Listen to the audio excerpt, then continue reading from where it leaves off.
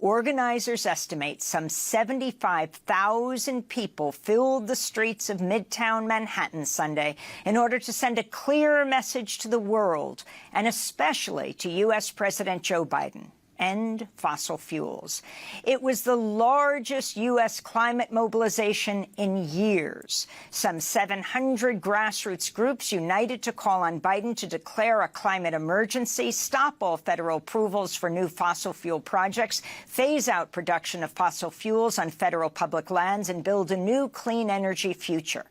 The massive protest is part of more than 200 actions around the world leading up to the first-ever United Nations Climate Ambition Summit Wednesday, where countries will present fossil fuel phase-out plans and commit to no new fossil fuel production.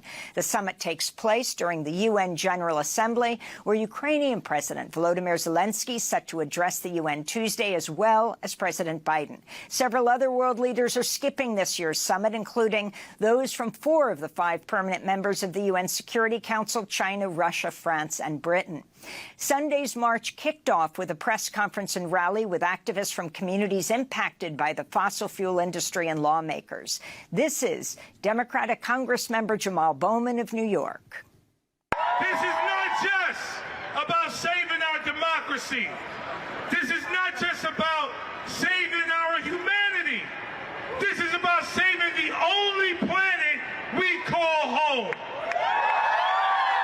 And it has to be the craziest thing in the world that the U.S. government actually subsidizes its own self-destruction.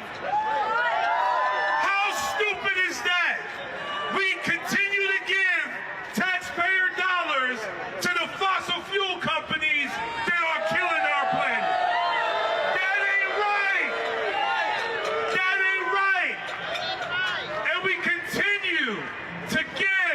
$1 trillion a year to our military-industrial complex, which is the #1 contributor to carbon emissions in the world. And we give it $1 trillion a year. So as you know, Washington, it's not broken. It is operating by design. It has been designed for destruction. It has been designed for us to scratch, claw, fight, and kill each other because of our racial, ethnic, gender, and sexuality differences. But the new American Revolution includes every single one of us. Not just the 1/10 of 1%, not just property-owning white men. It's about everyone. Sharon Levine, who is the executive director of Rise St. James and a Goldman Environmental Prize winner. I am here today to demand that President Biden end the era of fossil fuels once and for all. In my community, we are surrounded by toxic fossil fuels that pollute our air and water. Fossil fuels are destroying the place I call home. For too long, industry has gotten away with sacrificing my community. We say no more. Fossil fuels are taking the lives of people living in Cancer Alley. These are my family and my friends. Formosa Plastics planned to build a big plastic plant in my community, but we rose up and defeated it. And we'll keep rising up like we are doing today, because our lives depend on it. And you know what? With the stroke of a pen, President Biden can stop fossil fuel. He can do it now. We are asking President Biden to stop all fossil fuels. And if you don't, it's a death sentence for communities, especially in Cancer Alley in Louisiana. We can't wait any longer. We are in a climate emergency. This summer was the hottest yet. And right now, we're in the middle of hurricane season. The storms are getting bigger, and fossil fuels are making it worse. President Biden talks a lot about environmental justice and the climate crisis, but action speaks louder than words. Every new lease, every new plastic plant, every day that he refuses to end fossil fuels, President Biden is continuing to poison my family and my community. The time for President Biden is to act now.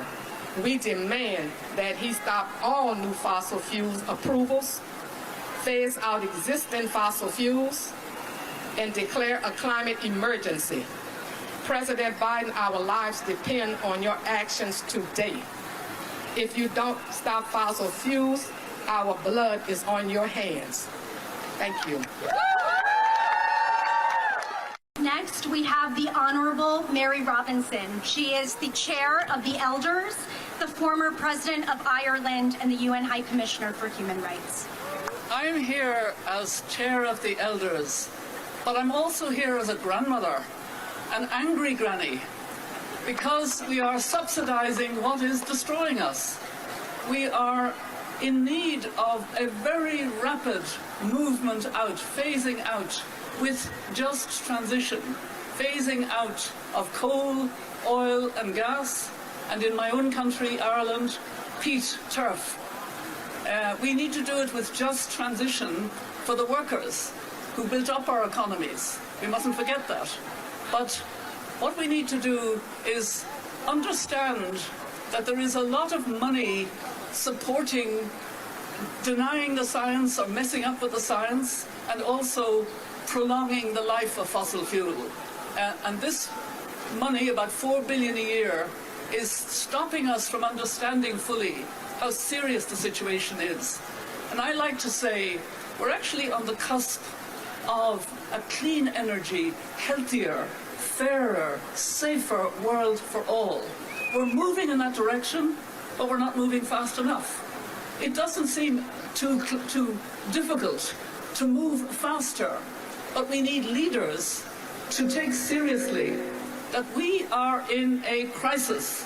And when you're in a crisis, you have to be in crisis mode to deal with it. Our house is burning, as Greta Thunberg has said.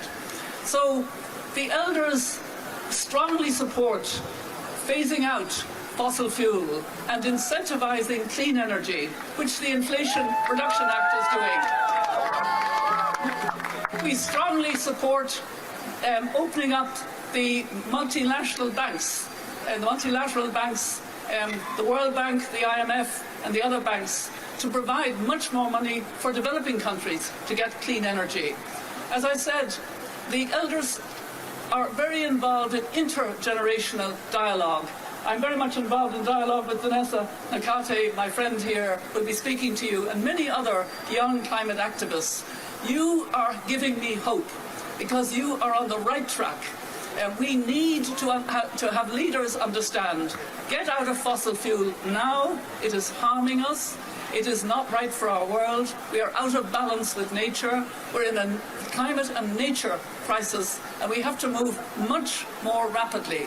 The stock take that was done of what the governments are doing, their nationally determined contributions, show the governments are not, all governments are not doing enough, but those most responsible are not doing nearly enough. And that is the United States, the European Union, but also countries, big emitters like Russia, China, India, Saudi Arabia, etc. So, yes, this march is particularly focusing on what's happening here in the United States, but it's a global problem. I'm delighted to be here on behalf of the Elders. We are in total solidarity with you.